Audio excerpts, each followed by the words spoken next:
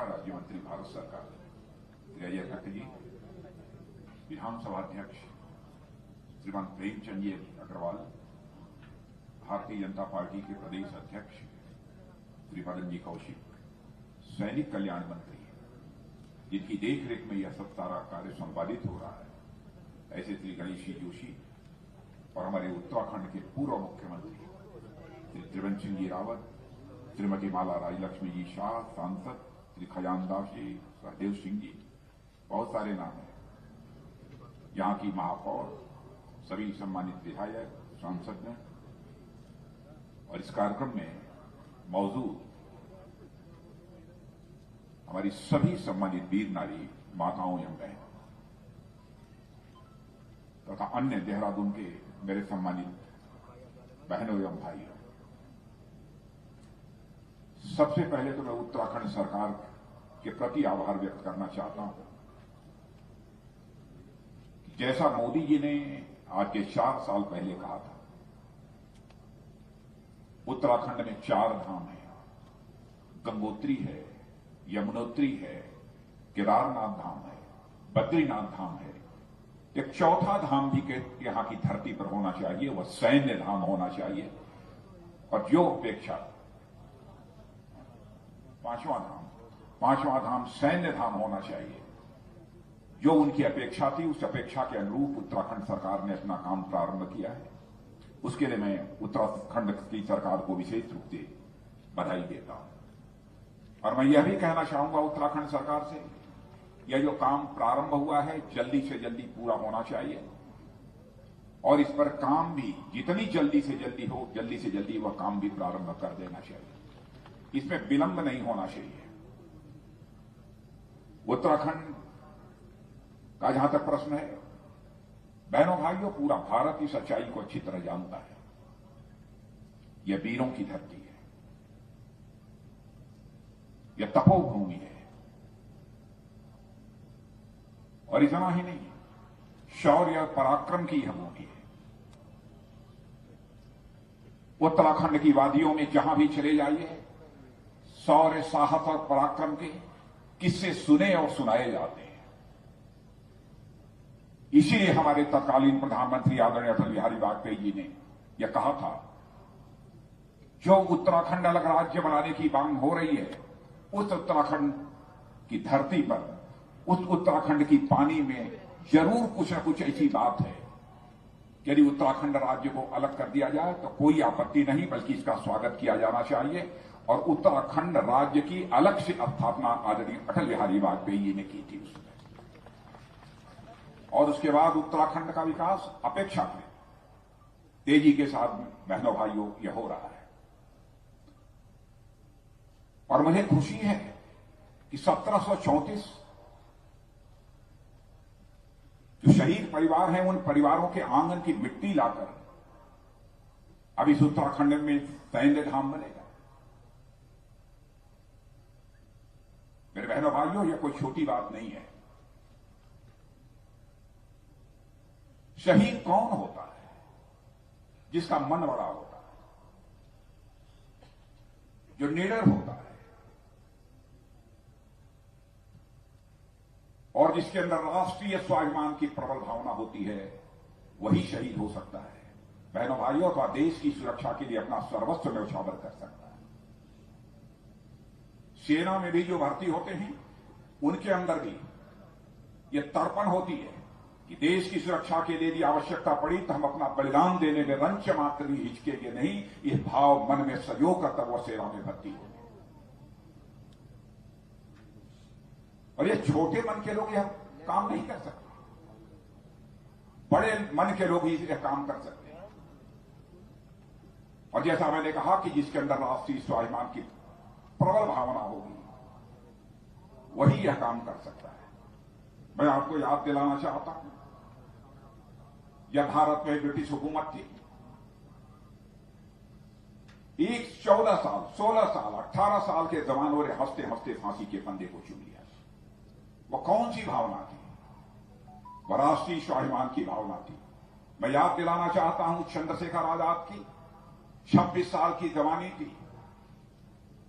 उन्होंने इसी इलाहाबाद के कंपनी गार्डन में अपने रिवॉल्वर की गोलियों से अपने दुश्मनों को भूनते भूनते, जब रिवॉल्वर में अंतिम गोली शेष बची थी तो चंद्रशेखर आजाद को इस बात की चिंता सताने लगी थी कि कहीं विदेशियों के रिवॉल्वर की विदेशी गोली हमारे जिस्म में प्रवेश कर हमारे जिस्म को नापाक न कर दे। इसलिए राष्ट्रीय स्वाभिमान के धनी चंद्रशेखर आजाद ने अपने ही रिवॉल्वर की अंतिम गोली अपने सीने में दाग लेने का काम किया था, तब जाकर यह भारत आजाद।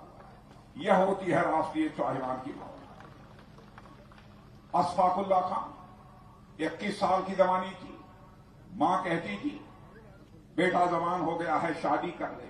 बहू ला, मैं भी बूढ़ी हो गई, मेरी देखभाल करेगी, मेरी परवरिश करेगी। लेकिन अशफाकुल्ला के दिल में तो आजादी हासिल करने की दीवानगी थी। मुस्कुराकर मां के आग्रह को टाल लेता। लेकिन जब अंग्रेजों की हत्या करने के मामले में फांसी की सजा हुई, फांसी के तख्त पर ले जाया गया, तो मजिस्ट्रेट ने पूछा, बोलो अशफाकुल्ला, तुम्हारी अंतिम मुराद क्या है? जो भी तुम्हारी अंतिम मुराद होगी, तुम्हारा यह संदेश तुम्हारी मां तक पहुंचा दिया जाएगा। बहादुर राष्ट्रीय स्वाभिमान के धनी अशफाकुल्ला खान ने कहा, ऐ मजिस्ट्रेट, मेरी मां तक जाकर यह संदेश पहुंचा देना कि तुम्हारा बेटा अशफाकुल्ला आज फांसी के तख्त पर खड़े होकर अपनी शादी रचाने जा रहा है, तुम्हारी मुराद पूरी करने जा रहा है। बहनों भाइयों, यह राष्ट्रीय स्वाभिमान की भावना है जो कि अपना सर्वस्व न्यौछावर करने की लोगों को प्रेरणा देगी। और ऐसे लोग जिन्होंने की राष्ट्र की संप्रभुता, एकता, अखंडता की रक्षा के लिए अपना सर्वस्व न्यौछावर किया है, उनके आंगन की मिट्टी लाई गई है। उत्तराखंड के 1734 ऐसे शहीद परिवारों के, मैं इसके लिए बार बार उत्तराखंड सरकार को अपनी तरफ से बधाई देना चाहता हूं। यह कोई छोटा काम नहीं है। बचपन रहा होगा मां की गोद में खेलते खेलते उनकी किलकारियां परिवार के लोगों ने सुनी होगी। घुटनों के बल उस आंगन में चले होंगे जिस आंगन से यहां पर मिट्टी लाई गई। इसीलिए बहनों भाइयों, जिस समय मैं मिट्टी इसमें मिला रहा था तो मेरे मन के अंदर एक भाव पैदा हुआ और उस मिट्टी को लेकर मैंने अपने मस्तक पर लगाने का काम किया था, ताकि मैं हृदय से उनके प्रति अपने सम्मान की अभिव्यक्ति कर सकूं।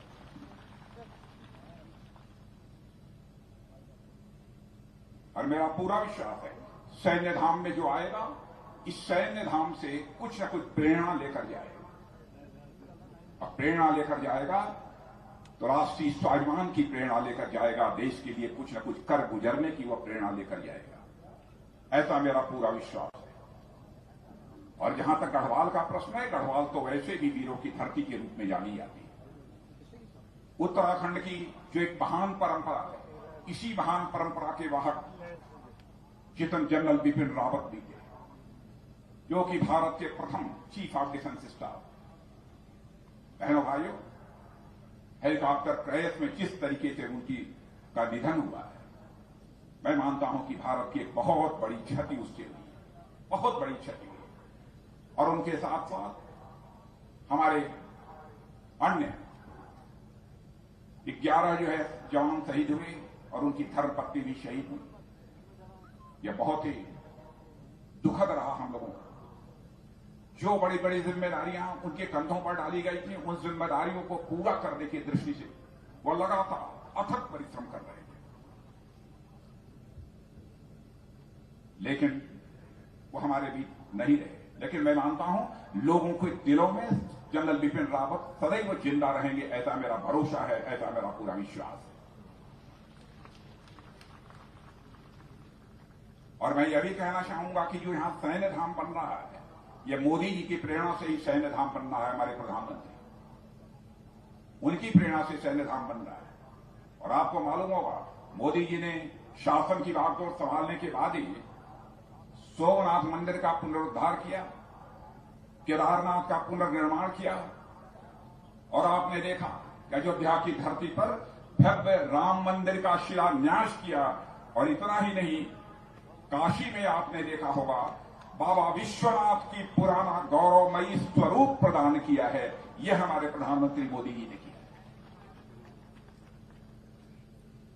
भारत किसी भी सूरत में अपनी सांस्कृतिक जड़ों से कटने न पाए। भारत अपनी सांस्कृतिक जड़ों से जुटा रहे, लगा रहे। यह हमारी सोच है बहनों भाई। जो अपनी संस्कृति से, जो अपनी परंपराओं से जो कट जाता है, उसकी हालत एक कटी पतंग की तरह हो जाती है। और मैं कहना चाहूंगा यहां के मुख्यमंत्री पुष्कर सिंह धामी जी को भी और गणेश जी जोशी को भी, ये जो सैन्य धाम बनाए हैं, केवल एक कोई भवन खड़ा हो जाए, कोई स्मारक बन जाए, यहीं तक इसे सीमित नहीं किया जाना चाहिए। बल्कि जितने भी ऐसे परिवार हैं जहां से जिन लोगों ने शहादत दी है, ऐसे शहीदों के नाम अच्छी तरह से अंकित किए जाने चाहिए, पूरा दीवारों पर अंकित किए जाने चाहिए, ताकि कोई भी आए तो यह देख सके किस गांव का कौन सा व्यक्ति कब उसने जो है भारत की एकता और अखंडता के लिए उसने अपनी शहादत दी। और मैं तो यह कहूंगा कि इस प्रकार का भी सिस्टम होना चाहिए ताकि यदि कोई ऑनलाइन भी यदि अपनी श्रद्धांजलि अपने शहीद के प्रति अर्पित करना चाहता है तो ऑनलाइन भी अपनी श्रद्धांजलि अर्पित कर सके, ऐसी व्यवस्था सैन्य धाम में की जानी चाहिए। दुनिया के दूसरे देशों में यदि कोई बैठा हुआ है, यदि ऑनलाइन वह श्रद्धांजलि अर्पित करना चाहता है तो वह भी ऑनलाइन अपनी श्रद्धांजलि अपने शहीद को अर्पित कर सके। इस प्रकार की व्यवस्था की जानी चाहिए। बहनों भाइयों, जहां तक हमारी सरकार का प्रश्न है, मैं कह सकता हूं हमारे प्रधानमंत्री जी, उनके नेतृत्व की पूरी सरकार, जो भी हमारे सैनिक हैं, उन सैनिकों के लिए जो कुछ भी बन सकता है वह तो करती ही है, लेकिन हम देश के पूर्व सैनिकों का भी उतना ही सम्मान करते हैं। और मैं याद दिलाना चाहता हूं, 40 वर्षों से लगातार मांग हो रही थी पूर्व सैनिकों के द्वारा कि 1 रैंक 1 पेंशन की सुविधा उन्हें दी जानी चाहिए, लेकिन 1 रैंक 1 पेंशन की सुविधा उन्हें 40 वर्षों तक प्राप्त नहीं हो पाई थी। लेकिन मोदी जी ने प्रधानमंत्री बनते ही बहनों भाइयों चुटकी बजाते ही 1 रैंक 1 पेंशन की व्यवस्था जो है लागू कर दी। और मैं आपको कहना चाहता हूं, इसके अतिरिक्त भी कई ऐसी चीजें हुई हैं कि रक्षा मंत्री की जिम्मेदारी संभालने के बाद मैंने स्वयं करने की कोशिश की है। जैसे कि साल 2006 से पहले रिटायर हुए हवलदार जिनको नायक सूबेदार के रैंक में रिवाइज पेंशन का लाभ नहीं मिल रहा था, उन सभी के लिए प्री 2006 यानी 2006 के पहले के रिटायर्ड हवलदार जिनको ऑनरेरी नायक सूबेदार का रैंक मिला है, उन्हें भी अब रिवाइज पेंशन का लाभ मिले।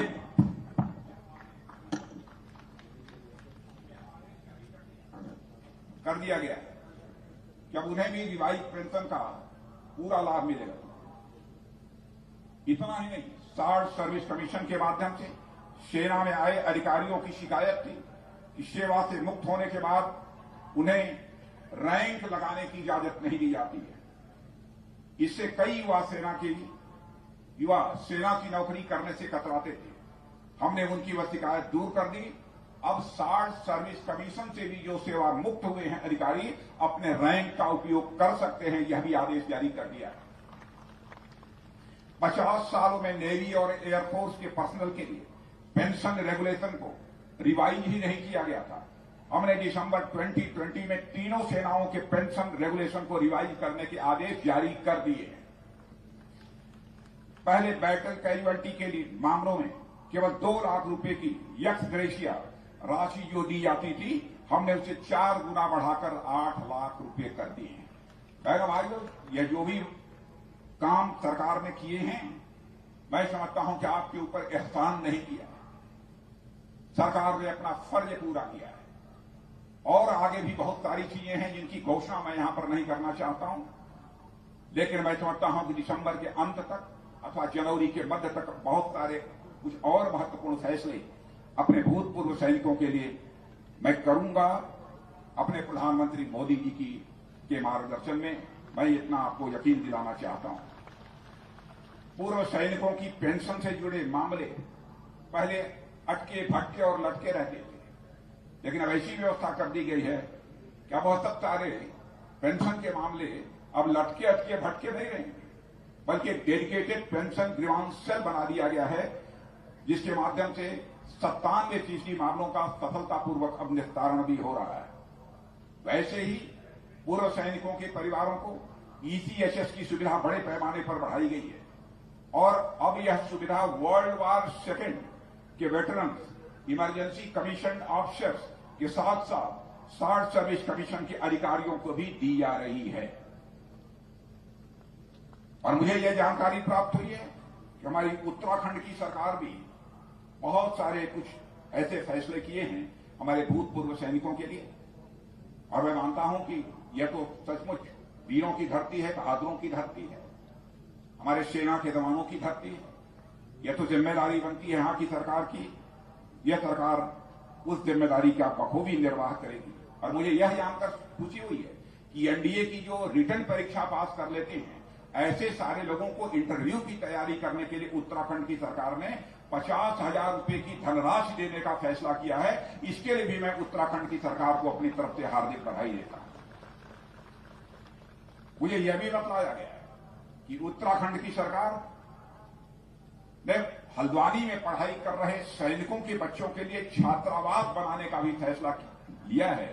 और शायद जैसा मुझे बतलाया गया है कि वह छात्रावास बनना भी प्रारंभ हो गया है।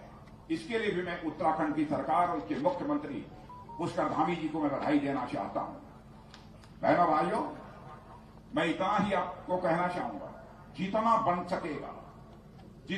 सकेगा इस देश की सुरक्षा के लिए अपना योगदान देने वालों के साथ हमारी यह सरकार खड़ी रहेगी। क्योंकि हाल में भी हमारे कुछ पड़ोसी देशों के साथ जिस प्रकार की तनावपूर्ण की स्थिति पैदा हुई थी, उसमें हमारे बहादुर जवानों ने जिस प्रकार का शौर्य और पराक्रम का परिचय दिया है, उसकी जितनी भी सराहना की जाए बहनों भाइयों वह कम है। और मैं रक्षा मंत्री होने के नाते दो टूक शब्दों में यह कहना चाहता हूं, हमारी सरकार ने कभी सेना के जवानों का हाथ मारा नहीं है। मैंने तो अपने सेना प्रमुख को भी दो टूक शब्दों में उस समय जब तनाव की स्थिति थी उस समय भी कह दिया था, जो भी आपको लगे फैसला लेना है वो फैसले लेने के लिए आप पूरी तरह से स्वतंत्र हैं। यदि अनजाने में कोई गलत फैसला भी हो जाएगा तब भी यह सरकार अपनी सेना के जवानों के साथ खड़ी रहेगी। यह भरोसा और यह विश्वास हमने उन लोगों को दिलाया था। हमारा एक पड़ोसी देश यह पाकिस्तान है, आए दिन भारत के खिलाफ कुछ न कुछ इस प्रकार की नापाक हरकतें उसके द्वारा होती रहती हैं। जब भी आपने देखा, इसके पहले जो कभी नहीं हुआ वो हमारी मोदी जी की सरकार ने करके दिखाया बहनों भाइयों। और हमने यह संदेश दे दिया सर्जिकल स्ट्राइक और एयर स्ट्राइक के माध्यम से, यदि हम जरूरत पड़ी हम दुश्मन को तो इस पार मार ही सकते हैं, जरूरत पड़ी तो उस पार भी जाकर हम दुश्मन को मार सकते हैं। यह संदेश देने में भी हम लोगों ने कामयाबी हासिल की है। बहनों भाइयों, अंतर्राष्ट्रीय जगत में भारत की प्रतिष्ठा तेजी के साथ बढ़ी है। आज के कुछ वर्षों पहले ऐसे हालात थे कि अंतर्राष्ट्रीय मंच पर भारत कुछ बोलता था, जितनी गंभीरतापूर्वक उसकी बातों को सुना जाना चाहिए उतनी गंभीरतापूर्वक नहीं सुना जाता। लेकिन आज अंतर्राष्ट्रीय मंच पर भारत कुछ भी बोलता है उसे बहुत ही गंभीरतापूर्वक सुना जाता है और दुनिया के देश उसकी बात को मानते ही हैं। और यदि यह सब कुछ जो हुआ है बहनों भाइयों, तो सरकार ने जो महत्वपूर्ण फैसले लिए हैं उसके परिणाम स्वरूप हुआ है। हम देश में बुनियादी ढांचों का भी तेजी के साथ विकास कर रहे हैं। मैं अभी हाल की ही एक योजना की चर्चा आप सबके सामने करना चाहूंगा। प्रधानमंत्री ने एक गति शक्ति मास्टर प्लान का भी हाल में उद्घाटन किया है। आपको जानकर यह खुशी होगी, 1 लाख, 10 लाख, 15 लाख, 20 लाख करोड़ रुपए का वो यह गति शक्ति मास्टर प्लान नहीं है, बल्कि 100 लाख करोड़ रुपए का यह जो है गति शक्ति मास्टर प्लान, जिसका उद्घाटन हमारे प्रधानमंत्री ने किया है, ताकि हम देश में बुनियादी ढांचों का तेजी के साथ विकास कर सकें। देश में हम रोड कनेक्टिविटी को बढ़ा सकें, रेल कनेक्टिविटी को बढ़ा सकें, एयर कनेक्टिविटी को बढ़ा सकें और इसके अतिरिक्त भी बहुत सारे ऐसे इंफ्रास्ट्रक्चर से संबंधित जो चीजें हैं हम उनके लक्ष्य को जल्दी से जल्दी हासिल कर सकें। इस दृष्टि से 100 लाख करोड़ रुपए की एक महत्वाकांक्षी यह योजना हमारे प्रधानमंत्री जी के द्वारा बनाई गई है। बहनों भाइयों, यह कोई छोटी बात नहीं है। पिछले 5 वर्षों में उत्तराखंड में विकास हुआ है, इस सच्चाई को कोई नकार नहीं सकता। विकास की पहली शर्त होती है शांति और सुरक्षा। यहां पर शांति और सुरक्षा को लेकर कोई संकट नहीं है, लेकिन उत्तराखंड की सबसे बड़ी चुनौती से मैं जानता हूं, यहां कनेक्टिविटी की समस्या सबसे बड़ी थी। लेकिन यहां की सरकार ने भी और हमारी केंद्र की सरकार ने भी सहयोग किया है। रेल कनेक्टिविटी, रोड कनेक्टिविटी और एयर कनेक्टिविटी की दृष्टि से कई ऐतिहासिक काम हुए हैं। और मुझे आज के समाचार पत्रों में खबर पढ़कर बेहद खुशी हुई है। यहां पर ऑल वेदर रोड जो हमारी सरकार ने बनाने का फैसला किया था, उस पर कुछ रोक लग गई थी। आज सुप्रीम कोर्ट ने एक अपने फैसले के द्वारा उस मामले को पूरी तरह से क्लियर कर दिया है। मैं यह मानता हूं कि यह ऑल वेदर रोड जो यह बन रही है बहनों भाइयों, यह गढ़वाल और कुमायूं दोनों इलाकों को और नजदीक लाने का यह काम करेगी, ऐसा मेरा विश्वास है। मुझे यह भी बताया गया है ऋषिकेश और कर्णप्रयाग रेलवे लाइन पर भी काम चल रहा है। देहरादून एयरपोर्ट की क्षमता को 5 गुना बढ़ाया जा रहा है। यानी पर्यटन की दृष्टि से भी हम उत्तराखंड के महत्व को समझते हैं। जब तक road connectivity, rail connectivity, air connectivity यह नहीं होगी, तब तक जो पर्यटन के लिए यहां पर आना चाहते हैं अथवा आध्यात्मिक दृष्टि से यहां पर जो आना चाहते हैं तपोभूमि पर, केदारधाम, गंगोत्री, बद्रीधाम, यमुनोत्री, वो कैसे आएंगे? इसलिए कनेक्टिविटी उसकी पहली शर्त होती है। और इस शर्त को पूरा करने के लिए मैं उत्तराखंड सरकार को भी बधाई देना चाहता हूं। इसके पहले त्रिवेंद्र सिंह जी रावत भी मुख्यमंत्री रहे, उन्होंने भी काम किया है। और हमारे आज पुष्कर धामी जी अब यह काम कर रहे हैं। मुझे यह बतलाया गया है कि 5 वर्षों में इन लोगों ने जो केंद्र सरकार के द्वारा 1 लाख करोड़ रुपए की जो परियोजनाएं स्वीकृत की थी, उन पर जो है तेजी से काम भी प्रारंभ कर दिया है। इस बात की भी मुझे जानकारी प्राप्त हुई है। यानी विकास की दृष्टि से यह उत्तराखंड राज्य तेजी से आगे बढ़ रहा है। दिल्ली इकोनॉमिक कॉरिडोर शिलान्यास यह भी हुआ है। और सबसे बड़ी बात मैं कहना चाहता हूं, ऑल वेदर रोड जो यह बनी है, इसका सामरिक दृष्टि से भी बहुत महत्व है। हमारे सेना के जवान यदि कहीं आना जाना चाहते हैं तो ठीक तरीके से जा सकते हैं।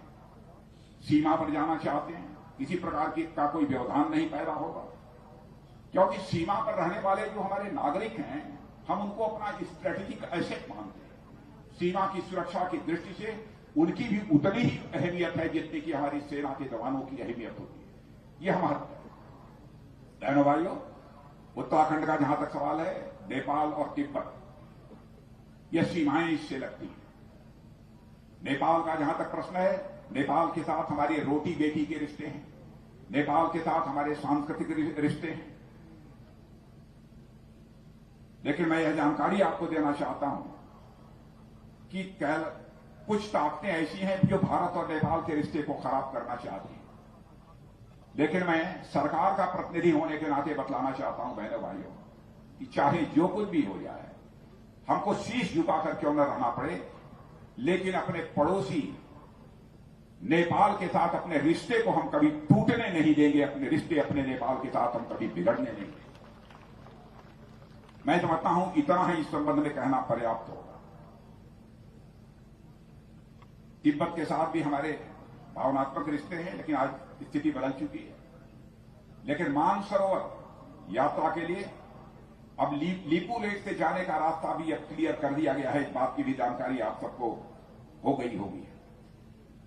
और बहनों भाइयों, जब आज मैं 15 दिसंबर को यहां पर खड़े होकर उत्तराखंड की धरती पर आप लोगों के बीच में बोल रहा हूं, स्वाभाविक रूप से मुझे याद आती है कल 16 दिसंबर है। ठीक 50 साल पहले 1971 में इसी दिन इंस्ट्रूमेंट ऑफ सरेंडर पर भारत और पाकिस्तान के बीच हस्ताक्षर हुए थे। आपके ही शौर्य और पराक्रम के कारण पाकिस्तान के 93,000 से ज्यादा सैनिकों ने भारत के सेना के जवानों के समक्ष सरेंडर किया था। बहनों भाइयों, वह दिन है कल। 16 दिसंबर, उसकी पूर्व संध्या पर मैं आप सब लोगों के बीच यहां पर मैं बोल रहा हूं। इतना ही आप सबसे कहना चाहूंगा, रक्षा की दृष्टि से, देश की सुरक्षा की दृष्टि से भारत निरंतर ताकतवर होता जा रहा है। बहनों भाइयों, हम किसी के सामने घुटने नहीं टेकने वाले हैं। भारत अब कमजोर भारत नहीं रहा है, भारत अब ताकतवर भारत बन गया है। भारत एक मजबूत भारत बन गया है और भारत का चरित्र रहा है। हमने दुनिया के किसी भी देश की 1 इंच जमीन पर न तो कभी कब्जा किया है और न तो दुनिया के किसी देश पर हमने कभी आक्रमण की पहल की है। यह हमारा चरित्र रहा है। लेकिन दो टूक शब्दों में कहना चाहता हूं, यदि हमारे भारत की तरफ यदि आंख उठाकर देखने की कोशिश करेगा तो भारत उसका मुंह तोड़ जवाब देगा। दुनिया की कोई ताकत हमें रोक नहीं सकती है। रक्षा की दृष्टि से भी कैसे भारत को मजबूत बनाया जा सकता है, लगातार उसके लिए प्रयत्न हो रहे हैं। और जैसा हमारे रक्षा राज्य मंत्री अजय भट्ट जी ने बताया, हमारे सेना के जवानों को जिस हथियार का उपयोग करना पड़ता था दुश्मन के खिलाफ, वह सारे हथियार, वह सारे प्लेटफॉर्म्स, वह सारे वेपन्स अधिकांश दुनिया के दूसरे देशों से बनाए जाते थे। लेकिन हमारे प्रधानमंत्री ने प्रधानमंत्री बनते ही यह संकल्प लिया कि अब रक्षा मामले में भी हम भारत को आत्मनिर्भर भारत बनाएंगे। बहनों भाइयों, और आपको जानकर यह खुशी होगी, जो भारत रक्षा के सारे हथियार, रक्षा से संबंधित सारे सामान दुनिया के दूसरे देशों से आयात करता था, अब दुनिया के 72 देशों को भारत रक्षा से संबंधित सारे सामान निर्यात करने का काम कर रहा है, यानी हम एक्सपोर्ट कर रहे हैं। इस रूप में हमारी ताकत तेजी के साथ बढ़ी है। और पहले तो जितनी हम खरीद करते थे उसका 65-70% हम दुनिया के दूसरे देशों से मंगवाते थे, लेकिन अब 65-70% अब दुनिया के दूसरे देशों से वह सामान नहीं मंगवाते, बल्कि वह सारे सामान अब हमारे यहां ही बनते हैं। कई महत्वपूर्ण हम लोगों ने फैसले किए।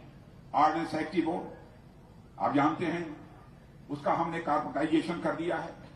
और एक तो मुख्यालय ऑर्डिनेंस सेफ्टी बोर्ड का यहां पर भी है, इंडिया ऑप्टेल लिमिटेड का मुख्यालय भी यहीं पर है। और इंडिया ऑप्टेल कंपनी अगले मार्च तक, आपको बतला रहा हूं, इंडिया ऑप्टेल कंपनी अगले मार्च तक नाइट विजन डिवाइस समेत कई रक्षा उपकरण बनाएगी, और केवल बनाएगी ही नहीं बल्कि दुनिया के दूसरे देशों को एक्सपोर्ट करने जा रही है। यह काम इसी देहरादून की धरती से, उत्तराखंड की धरती से होगा मेरे बहनों। हम तो यह कोशिश कर रहे हैं हम अपनी भी जरूरतें पूरी करें, और यह आवश्यक हुआ तो दुनिया के दूसरे देशों को भी हम एक्सपोर्ट कर सकें। हम एक ऐसी ताकत इस भारत की धरती पर विकसित करना चाहते हैं। यह हमारी सरकार की कोशिश है। यहां के मुख्यमंत्री पुष्कर सिंह जी धामी युवा हैं, मैं जानता हूं। युवा होने के साथ ही विनम्रता और शालीनता की भी पराकाष्ठा है। जिससे भी बात करिए सब कहते हैं कि भाई अभी तो इनको जांच परखे जाना है, भविष्य में क्या करेंगे, कितना करेंगे। लेकिन इसमें कहीं दो मत नहीं है। बहुत ही शालीन हैं, सज्जन हैं, लोगों से मिलते जुलते हैं, इसकी लोग तारीफ करते हैं।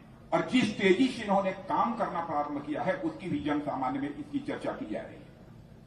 इसलिए जब पिछली बार मैं आया था तो मैंने इन्हें कहा था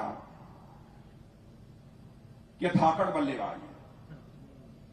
लेकिन जब एक दिन यहां आने के पहले जब मैं सारे इनके कामों की सूची देख रहा था तो मैं इस नतीजे पर पहुंचा कि पुष्कर धामी धाकड़ बल्लेबाज तो हैं, लेकिन साथ ही साथ ये जो है बड़े तेज तर्रार गेंदबाज भी हैं। और पलक झपकते ही अपने विकास विरोधियों को क्लीन बोल्ड कर देते हैं। यह ताकत हमारे मुख्यमंत्री पुष्कर धामी के अंदर है, जो मैंने अनुभव किया है। और विकास के मामले में जिस तेजी के साथ कह सकते हैं, इनके बारे में यही मैं कहना चाहूंगा कि ऑलराउंडर है। अब 2024 इस लक्ष्य के साथ काम करना चाहिए कि 2024 जिस समय कि उत्तराखंड के बने हुए लगभग 25 साल पूरे होंगे, 25 साल पूरे होंगे, उस समय हम ऐसे हालात पैदा होना चाहिए ताकि यह उत्तराखंड विकास का स्वर्णिम वर्ष भी वो मना सके। 2024 इतनी तेजी के साथ विकास होगा इस सरकार के रहते, ऐसा मेरा विश्वास है। इन्हीं शब्दों के साथ पुनः एक बार भारत के जो जवान शहीद हुए हैं उन तक के प्रति अपनी श्रद्धांजलि अर्पित करता हूं और हमारी वीर नारी माताएं और बहनें जहां पर मौजूद हैं उनके प्रति भी मैं सम्मान की अभिव्यक्ति करता हूं। और मित्रों, अभी एक बहुत ही दुखद सूचना प्राप्त हुई है। ग्रुप कैप्टन वरुण सिंह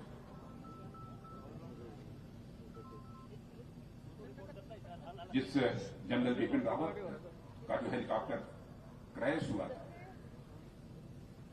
उसमें वो भी सवार थे।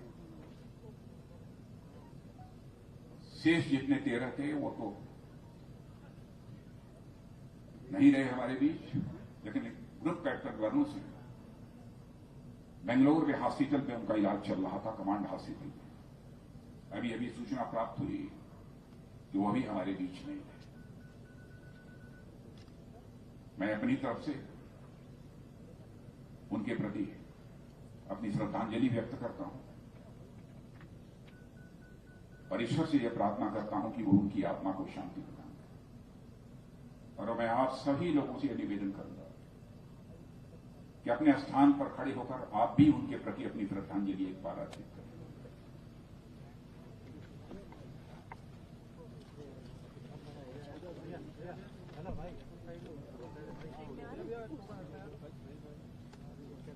आगे खड़े हो गया